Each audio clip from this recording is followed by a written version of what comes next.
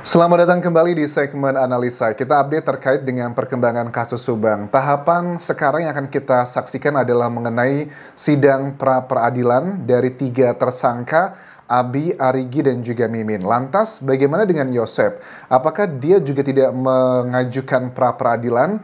Jadi pra-peradilan ini adalah sebuah sistem mekanisme hukum yang memang untuk menyerang penyidik dalam tanda kutip ya, untuk mencari tahu ataupun juga ngerasa bahwa penetapan tersangka tersebut tidak sah. Secara aturan hukum dibutuhkan 2 alat bukti untuk menetapkan seseorang sebagai tersangka. Alat bukti ada 5, keterangan saksi, keterangan ahli, keterangan terdakwa, petunjuk, dan juga surat. Kalau 3 tersangka mengajukan pra-peradilan, artinya mereka menilai ada penetapannya ini belum syah, belum sesuai dengan undang-undang atau aturan hukum. Tapi bagaimana dengan Yosep? Kenapa kok kuasa hukumnya tidak juga mengajukan pra-peradilan? Apakah ini sebuah indikasi bahwa mereka pun secara hitung-hitungan gitu, aturan di atas kertas, memang sudah tidak ada potensi Yosep akan menang dalam pra-peradilan karena akan buang-buang uang dan buang-buang energi. Kenapa buang-buang uang? Karena pra-peradilan itu yang membiayai adalah para pemohonnya. Nah, tahapan ini adalah nggak makan waktu lama, maksimal itu adalah 7 hari setelah pengajuan harus sudah diputuskan apakah hasilnya. Kita lihat nanti ya, katanya sih 4 Desember nanti akan ada hasil dari sidang dari pra-peradilan tersebut. Kemudian juga ada keterangan terbaru dari Kombes Pol Ibrahim Tompo yang mengatakan dengan sangat tegas dan juga tenang, kalau memang para tersangka mengajukan pra-peradilan, katanya itu adalah sebuah hal yang sangat bagus. Justru itu semakin menyempurnakan proses penyidikan. Sudah matang dan ini akan meyakinkan kami bahwa akan segera diserahkan berkasnya adalah ke kejaksaan atau kejaksa penuntut umum. Karena nanti kan tahapan berikutnya jaksa yang menentukan sudah siap belum dilimpahkan ke persidangan, begitu teman-teman. Tapi secara logika aja ya, kalau memang Yosep tidak mengajukan pra-peradilan, artinya dia pun ya sudah mengakui bahwa yang dikatakan Danu, ya bukan dikatakan Danu lah, yang dilakukan oleh penyidik menetapkan dia sebagai tersangka, itu sudah sah secara hukum. Tapi kenapa nih, kok penyidik juga, aku nggak tahu nih, apakah ini strategi ataukah ini kelemahan dari penyidik dari Polda Jawa Barat. Apa itu? Adalah mengenai alat bukti.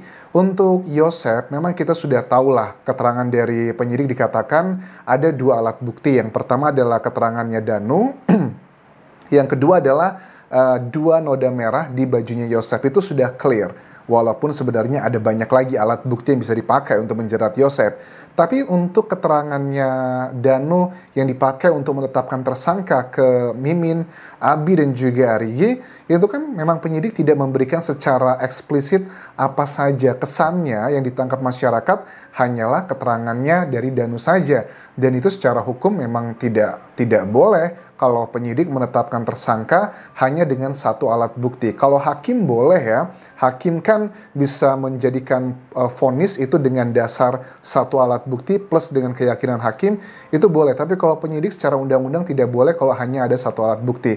Tapi kalau aku hitung-hitung teman-teman, untuk 3 tersangka tersebut, kayaknya lebih deh kalau cuma 2 alat bukti itu bisa masih banyak yang bisa digali. Misalnya kayak keterangan, kategorinya alat buktinya adalah petunjuk ya menurut aku. Misalnya apa? Petunjuk itu kan gabungan di antara 2 alat bukti ya, yang aku sebutkan tadi 5 alat bukti.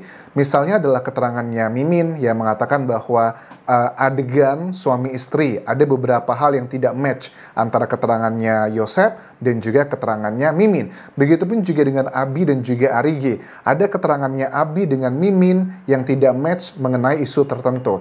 Jadi sebenarnya kalau dikatakan bahwa Polda Jawa Barat cuma punya 1 alat bukti untuk 3 tersangka, itu sih tidak yakin. Dan dugaanku sangat kuat, kayaknya nanti di pra-peradilan itu akan ditolak sih. Apalagi juga Kombes Pol Ibrahim Tompo kelihatan banget ya, sangat percaya diri pada saat menyampaikan bahwa semakin bagus itu. Jadi biar menyempurnakan proses kami, kalau memang nanti ditolak dari untuk sidang pra-peradilannya, itu menunjukkan bahwa memang sudah tepat menetapkan tersangkanya. Kemudian juga ada beberapa keterangan dari kuasa hukumnya Danu yang mengatakan begini tentang rekonstruksi. Kenapa sih kok Yosep itu ikut rekonstruksi, sedangkan 3 tersangka lainnya tidak ikut rekonstruksi? Apa yang terjadi?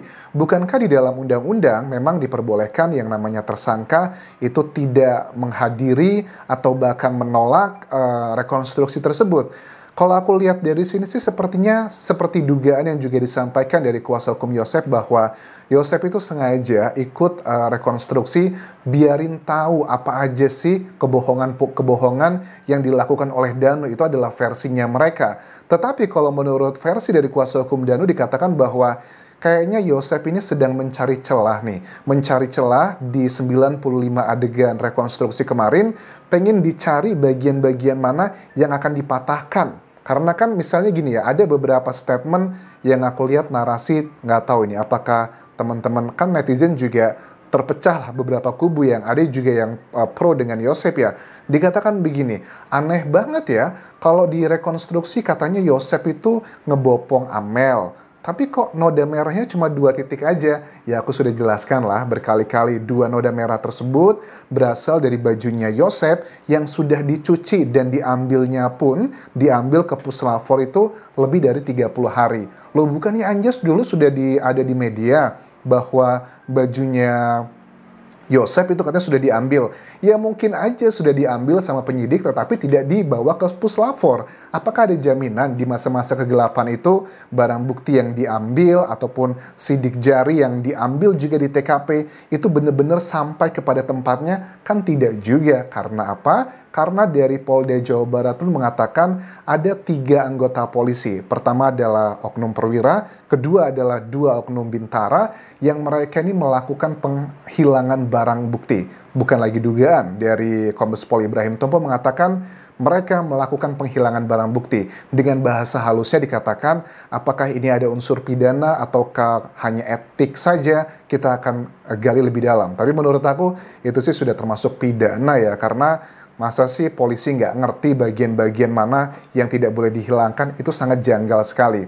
Terus masalah ketidakkonsistenannya Yosep, ya ini adalah salah satu bentuknya. Kenapa? Kalau memang dia ngerasa tidak melakukan apa yang dikatakan Danu, kenapa dia tetap ikut? Terus bagaimana dengan Abi, Arigi, dan juga Mimin? Bukankah mereka datang Anjas di lokasi TKP waktu rekonstruksi? Betul, itu kan memang ada undangan dari penyidik, dan Rohman Hidayat, kuasa hukum juga mengatakan, membacakan bahwa mereka diundang dan diwajibkan harus hadir, tapi cuma datang doang. Tapi kalau keterangan dari Direskrimum Polda Jawa Baratnya bilang bahwa mereka sudah kami undang, kami juga mengundang mereka untuk kalau memang tidak mau melakukan rekonstruksi, mereka boleh melihat saja, tapi mereka tidak mau juga. Terus juga ada statement yang dikatakan Rohman Hidayat kan pernah bilang ya dulu ya, bahwa kami itu untuk 3 tersangka ini, kami tidak pernah mengajukan permohonan untuk tidak ditahan. Silahkan tahan saja klien kami, tapi kok tidak ditahan-tahan? Tapi ternyata kan nggak seperti itu. Ada keterangan yang kita bisa cek jejak digital menunjukkan bahwa ketiga tersangka ini adalah sudah mengajukan penangguhan penahanan, di mana ada salah seorang, nggak tahu siapakah, saudara atau kakak atau adik yang menjadi penjamin mereka agar tidak ditahan. Jadi sebenarnya ada banyak keterangan-keterangan yang kesannya pede dan juga benar, tapi pada saat kita cross-check, ya tidak seperti itu. Misalnya adalah dengan keterangannya Rohman Hidayat yang bilang mereka tuh tidak pernah mengajukan penangguhan penahanan, tapi jejak digital menunjukkan mereka mengajukan penangguhan penahanan dengan jaminan seseorang di sana. Jadi kalian bisa melihat seperti apalah. Terus pra-peradilan hanya untuk 3 tersangka.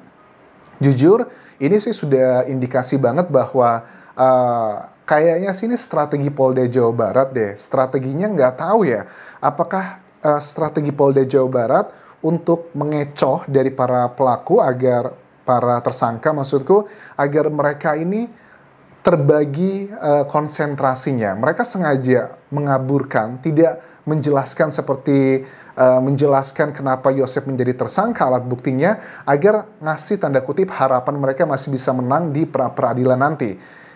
Karena dengan adanya hal tersebut, otomatis kan mereka melakukan persiapan juga untuk di sidang pra-peradilan. Dengan mereka fokus ke sana, nanti ada beberapa detail-detail pada saat persidangan yang mereka akan tidak begitu fokus, teman-teman, karena energi biaya semua terkuras di sana. Ya, itu adalah bagian yang menilai bahwa kalau itu adalah strategi. Tapi kalau yang menilai bahwa itu bukan strategi aja, tapi memang kelemahan dari penyidik Polda Jawa Barat masih belum menemukan apakah ada dua alat bukti atau tidak.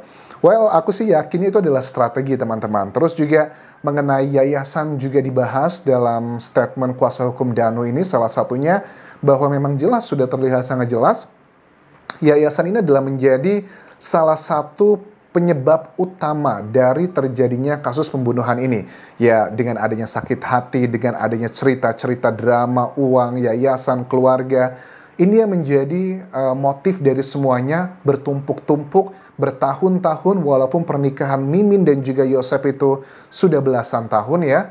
Tapi tetap yang namanya sakit hati yang lama tidak terobati, itu seperti menumpuk, seperti api dalam sekam, akhirnya terpecah menjadi seperti ini.